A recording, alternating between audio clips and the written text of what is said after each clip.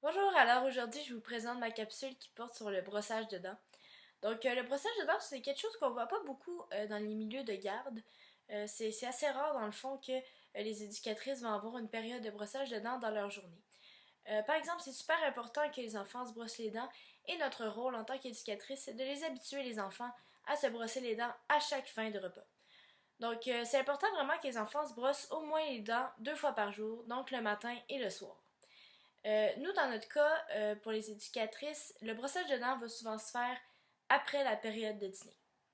En garderie, c'est super important que les brosses à dents des enfants ne se touchent pas, donc qu'il n'y ait pas de contact entre les brosses à dents. Et si jamais il y a des contacts, il ne faut pas les laver dans le fond parce qu'il y aurait trop de risques quand même de transmission d'infection. Donc, une fois que deux brosses à dents se sont touchées, c'est les deux brosses à dents qui vont à la poubelle. Sinon, c'est important d'écrire le nom des enfants sur les brosses à dents pour être sûr qu'il n'y ait pas d'échange de brosses à dents. Et dans ce cas-là, encore une fois, il faudrait les jeter à la poubelle. C'est important aussi que l'éducatrice s'arrange pour avoir un certain système de rangement de brosses à dents pour que les brosses à dents puissent sécher et qu'ils ne soient jamais en contact ensemble. Ça serait bien de ranger souvent les brosses à dents une à côté de l'autre comme ça, puis dans soit des petits étuis ou des choses comme ça qui permettent qu'il n'y ait jamais de contact entre les deux brosses à dents. C'est important aussi de laver les brosses à dents 1 fois par semaine. Donc, c'est le rôle de l'éducatrice de laver les brosses à dents 1 fois par semaine, mais encore une fois, en s'assurant qu'il n'y ait aucun contact entre les deux.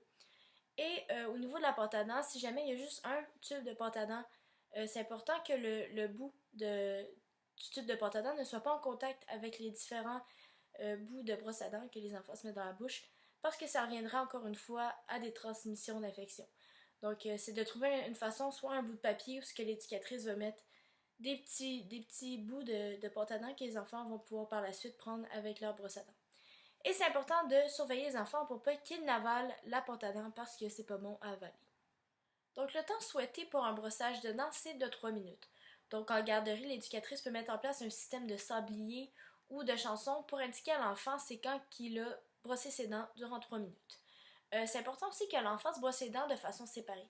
Donc, il va brosser le haut de ses dents et ensuite le bas des dents ou l'inverse. L'autre ne dérange pas, mais c'est important qu'il ne brosse pas les dents tous ensemble. Donc, qu'ils partent des dents d'en bas, qu'ils aillent jusqu'en haut, qu'ils redescendent comme ça.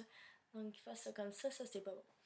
C'est important que l'enfant fasse un mouvement circulaire quand il se brosse les dents.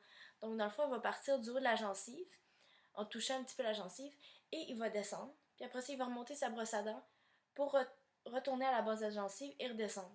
Donc, dans le fond, ça va faire un mouvement circulaire comme ça et c'est la bonne façon de se brosser les dents. C'est important aussi que l'enfant se brosse toutes les surfaces des dents.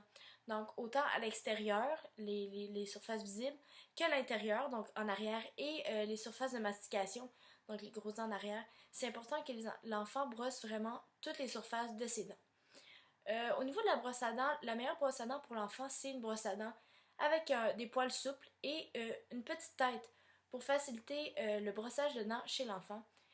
Aussi, si la brosse à dents a un gros manche qui est antidérapant, la poignée va être plus facile à gripper pour l'enfant, puis le brossage de dents va se faire plus précisément, donc ça va être plus facile pour l'enfant de bien se brosser les dents. Donc, entre 2 et 6 ans, c'est important d'utiliser un dentifrice pour enfants avec une concentration de fluorure de 1000 à 1400 ppm. Donc ça, c'est inscrit sur les pâtes à dents, vous pouvez facilement le reconnaître. Et aussi, c'est important de mettre la quantité à peu près d'un petit pois ou de l'ongle du petit doigt de l'enfant de dentifrice sur sa brosse à dents. Si jamais vous voulez jaser un petit peu plus avec vos enfants du brossage de dents, il y a la fameuse chanson Brosse, brosse, brosse de Passepartout.